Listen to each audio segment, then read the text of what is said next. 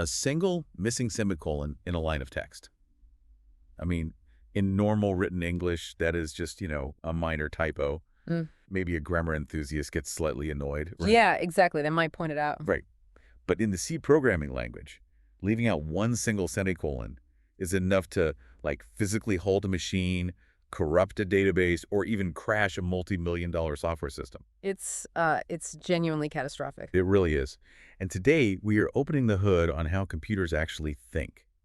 We are taking a deep dive into the foundational elements of C, and we are pulling from this incredibly comprehensive executive summary on the basics of C, complete with this really dense technical glossary. Which is a fantastic resource, by the way. It is. And we're pairing that with a graphic that breaks down the actual software stack used to produce that very image. That stack includes tools you might actually know, like Pop.os, Gene Linux, GIMP, Shotcut, and Notebook LM. It really is the perfect set of materials for our mission today. Because, we aren't just looking at the theoretical rules of a programming language, right? We are looking at a literal list of massive, real-world production tools that only exist, literally only function, because of these exact foundational principles. And to you listening, whether you're prepping for a big tech meeting or you are just insanely curious about the digital scaffolding of our modern world, consider this your backstage pass.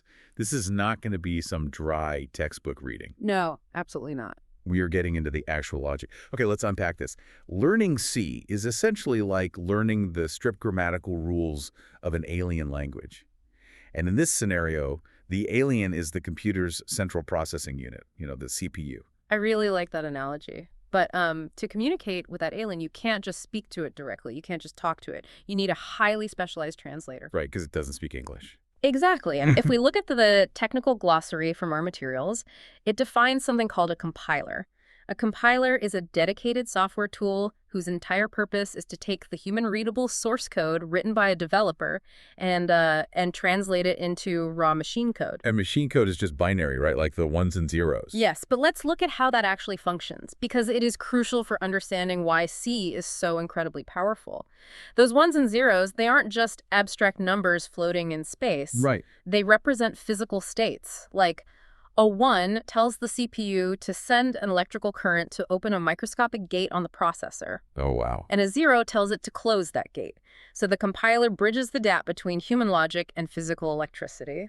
You write the grammar, the compiler translates it into electrical instructions, and the hardware acts. So if we want to command those electrical gates, we obviously need to know how a conversation with the machine actually starts. Let's look at the absolute basic entry point of a program. Every single C program relies on self-contained blocks of logic called functions. Right, functions are the building blocks. And out of all the functions you could possibly write, there is one that basically rules them all. And that's the main function. When you run a compiled program, the operating system basically knocks on the door and hands control directly to this specific main function. The operating system has to know exactly where the front door is. If there's no main function, it's lost. Our sources detail the absolute minimum structure you need to successfully compile a program without throwing an error. And it's shockingly small, isn't it? It really is. It is just int main with some parentheses, open curly brace, return 0, and a close curly brace. That is it. That's the whole thing. That's the whole program. It is incredibly brief. The program starts, executes literally nothing but its own completion, and then the return 0 tells the operating system, hey, I finished my job, and everything went exactly as planned. It is the starting line. But once you cross that starting line, the syntax in C is just ruthless, like that semicolon we talked about at the top of the show. Oh, yeah. Ruthless is the right word. The compiler demands absolute strict punctuation. Like, in English, we use a period to end a sentence. In C, the semicolon is that definitive full stop. It explicitly signals to the compiler that one instruction is completely finished and the next one is about to begin. And if you forget it, the compiler doesn't try to, figure out what you meant. It doesn't guess. No, it just stops. It throws a fatal error. And alongside the semicolon, C relies heavily on curly braces, the opening and closing brackets, to define what is called scope. Scope, right. Yeah. Scope defines the lifespan of a piece of data. Those brackets create a specific bounded physical region in the code. Any variable or function you create inside those brackets is only legally accessible and, frankly, alive within that exact region. Wait, so once the program execution moves past that closing curly brace, whatever was inside just, ceases to exist. Effectively, yes. The memory is released back to the system. It is a way of keeping the workspace clean and ensuring that different parts of a massive program aren't accidentally interfering with each other's data. Which makes sense. Now, there's another step mentioned in our materials that happens before the compiler even does its main translation job, and that's the preprocessor. Yes, the preprocess. The preprocessor runs a preliminary pass over your files looking for directives that start with a hash symbol, like #include. If you type #include stedio.o, you are telling the preprocessor to go pull in external libraries so you can actually use pre-built functions later. Which is essential. Right. It's the only way you can use a command like print hello world n to actually print text to a screen. Compiling code without a preprocessor directive is like trying to bake a cake without gathering your ingredients from the pantry first. You just don't have the materials you need in the kitchen. That's a great way to put it. But so if the preprocessor handles all the setup, what does this strict punctuation mean for the compiler itself? Why is it so rigid? Well, what's fascinating here is how all these elements, the preprocessor directives, the semicolons, the scope, they create a completely rigid environment.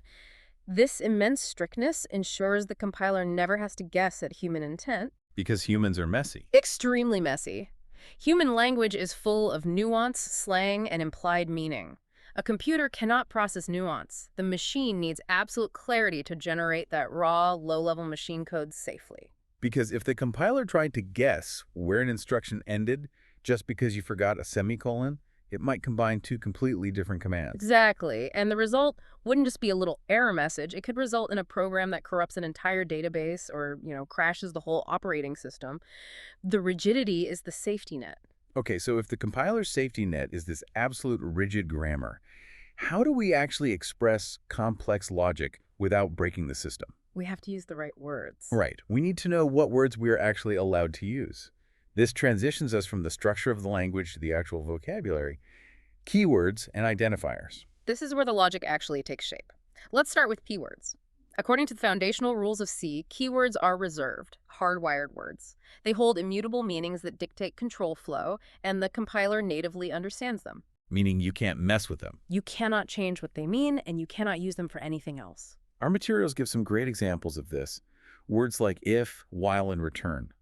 If you write a line of code that says if, score 90, you're using that if keyword to create a conditional branch. Right.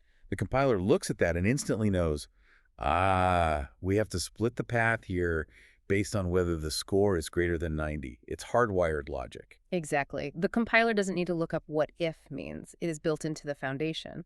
But then we have identifiers. Identifiers. Yeah. If keywords are the compiler's vocabulary, identifiers are the programmer's canvas. Identifiers are the custom names that you assign to the variables or the custom functions you are creating. And just like the punctuation, the rules for creating these custom names are really rigid. Identifiers must be alphanumeric, they have to start with a letter or an underscore, and they are strictly case-sensitive. Very case-sensitive. Like, the compiler sees a capital A and a lowercase a as two entirely different entities. So if you declare int userage equals 25 with a capital A, that is a valid identifier. Perfectly valid. But if you try to declare int first user 25, the compiler immediately throws a syntax error because you started the name with a number. But I actually want to push back on this a little bit. Oh, sure. Go ahead. I get that the computer is literal, and I understand the rule about not starting with a number. But why does the programmer have to be so painstakingly careful with these custom names? What do you mean? Well, if the compiler just translates everything into binary electrical pulses anyway, why does it matter what I call it as long as it follows the syntax rules? Like, why put so much effort into naming? I see. Well, if we connect this to the bigger picture, we have to realize that identifiers aren't really for the machine at all. They aren't. Not really. The machine doesn't care if you name your tax calculation function Apple or calculate tax. It all just becomes ones and zeros in the end. Identifiers are entirely for the human developers. Writing functional code is only half the battle. And the other half? The other half is writing maintainable code. I see. Because someone else might have to read it later. Exactly. The summary we are analyzing touches on this specifically. It compares naming a function float calculate tax, float subtotal, versus naming it float calc, float s. Oh, yeah. Think about the difference there. Right. If you name it calculate tax, the purpose of that logic is completely obvious to anyone reading it.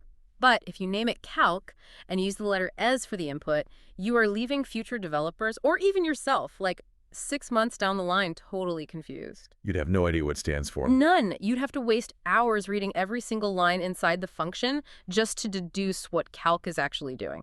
So while the compiler enforces the rules of identifiers, the art of identifiers is entirely about human communication. So if we have the names sorted out, and we know we need to be clear for the sake of the humans reading it, what happens when we actually try to use those names? We have to put them somewhere physically in the machine. Exactly. This is where we move from the abstract vocabulary into the physical reality of a computer's memory. We're talking about variables, constants, and garbage data. And this is the area where C really separates itself from a lot of modern programming languages. Yeah, C requires explicit manual memory management. Our source materials explain that C is a statically typed language. statically typed. Right. This means that before you can use a variable, you have to tell the compiler exactly what type of data it is going to hold. An integer, a float for decimals, or a single character. Wait, hold on. Why do I have to explicitly tell the computer the exact size of the data before I even use it? A lot of modern tools and languages kind of automate that for us. They do. They hide that memory management and just figure out what kind of data you're using on the fly. They do. And that automation is incredibly convenient for the developer, but that convenience comes at a cost, and that cost is performance. Performance. Yeah. When a modern language guesses what kind of data you are using on the fly, the computer has to spend extra processing power and time making those calculations in the background. C doesn't do that. It just trusts you. Exactly. By forcing you to declare char grade equal A, you are instructing the system to carve out exactly 1 byte of physical memory to hold that character. No guessing, no wasted processing power. It is highly tactile. You are directly manipulating the physical state of the hardware. That makes a lot of sense. You're trading convenience for absolute speed and control. And these variables provide the dynamic behavior an application needs. They hold data that shifts and updates as the program runs. But there's a catch. C does not clean the memory it allocates for you. It absolutely does not. Here's where it gets really interesting. If you declare a variable, like an integer, but you don't assign it an initial value, you just say, give me a box for an integer. C gives you the box, but it doesn't empty it out first. Yep. The variable will just contain whatever random garbage data happened to be left behind in that specific physical space in the RAM from the last program that used it. Which is wild. It's like moving into a new apartment and finding the previous tenant's random junk still sitting in your closets because C doesn't hire a cleaning service. You have to clean it yourself. I love that analogy. It perfectly captures the danger. That is exactly why our source materials are so insistent on the necessity of proper initialization.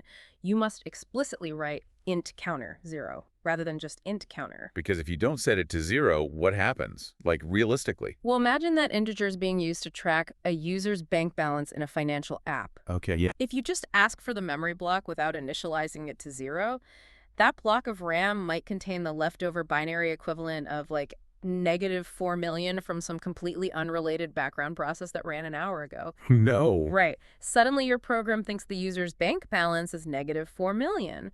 Your entire application's logic falls apart instantly. Knowledge of how memory allocation works and knowing that C assumes you are responsible for it prevents these catastrophic real-world bugs. That is terrifying, honestly, but it really highlights the stakes. And on the flip side of variables, which are meant to change, we have constants. Constants lock data in place. You use the const keyword or preprocessor macros. The materials give the example const float pi equals 3.14159. Right. Constants are basically a protective measure for your most critical data. Well, if you declare pi as a constant, you are defining a mathematical truth within your program. If any other part of your code attempts to alter that value, say, a stray line of code accidentally tries to add 1 to pi because of a typo, the compiler will intercept that and throw a fatal error before the program can even run. So it won't let you break the rules of math. Exactly. It builds a concrete wall around your core logic to prevent accidental corruption. So we have this environment where memory management is incredibly exacting. The syntax is totally rigid. A missing semicolon breaks the build, and a forgotten initialization can bankrupt a user. Yeah, that sums it up. With all of this immense pressure, how do humans actually communicate this complex logic to each other without losing their minds? This brings us to code comments. This bridges the highly technical code with the human workflow. Comments are such a fascinating feature because they are essentially an invisible layer of the application. The compiler completely ignores them. They do not turn into machine code. They're just for us. Just for humans, the syntax is simple. You use double slashes for a quick remark, or a slash and an asterisk, and then close it with for multi-line block notes. But the syntax isn't the important part. It is the philosophy of commenting that actually matters. Right. The executive summary calls it the why rule. The why rule. Yes. It stresses that you should explain the underlying reasoning, not the syntax. Because, I mean, a competent developer already knows what a loop does just by reading the code. What they don't know is why you chose to write it that way. Exactly. There is a great contrast in the examples provided. One is highly valuable, it says, using a bitwise shift here instead of division for speed optimization. Correct. That tells the reader the strategic intent behind a really complex choice. It gives context. Right. The other example is just a complete waste of screen space, it says. Adding 1 to x right next to the code x plus 1. Oh, yeah. That's totally redundant. It's just redundant. Redundant comments just add visual clutter, and they make it harder to read the actual logic. The true goal of a comment is to provide an architectural blueprint of the human thought process that went into the code. But beyond just leaving notes, comments have a highly practical, mechanical use during active development. Oh, you mean as a debugging tool? Yes, specifically for debugging. This is the part that I found really clever. You can use the multi-line comment syntax to essentially turn off parts of your code.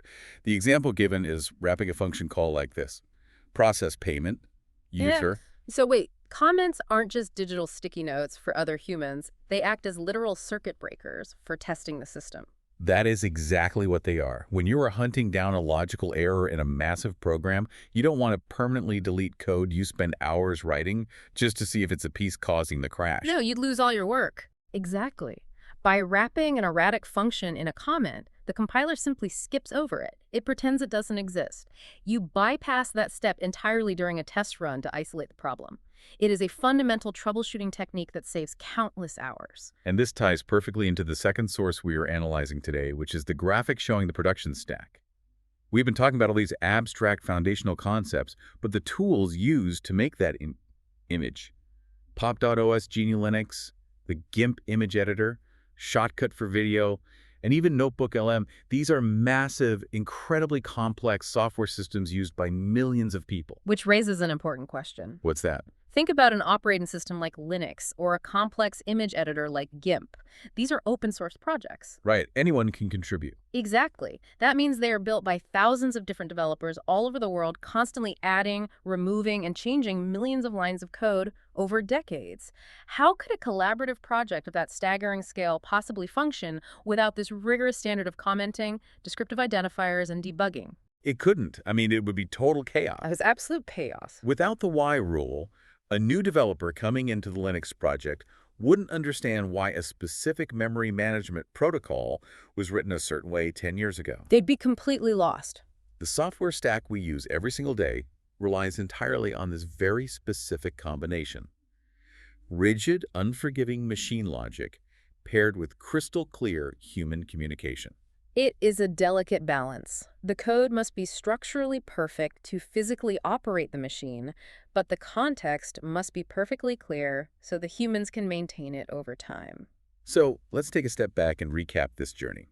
We started with the rigid grammar of the language, the mandatory main function acting at the front door, the unforgiving semicolons ending our sentences, the scope defined by curly braces managing our workspace, and the preprocessor gathering our ingredients before the compiler even starts. Right, the foundations. From there, we explored vocabulary, looking at how reserved keywords direct the hardwired flow of logic, while custom identifiers create a maintainable canvas for human developers to understand each other's work. And then we moved from abstract names into the physical reality of memory.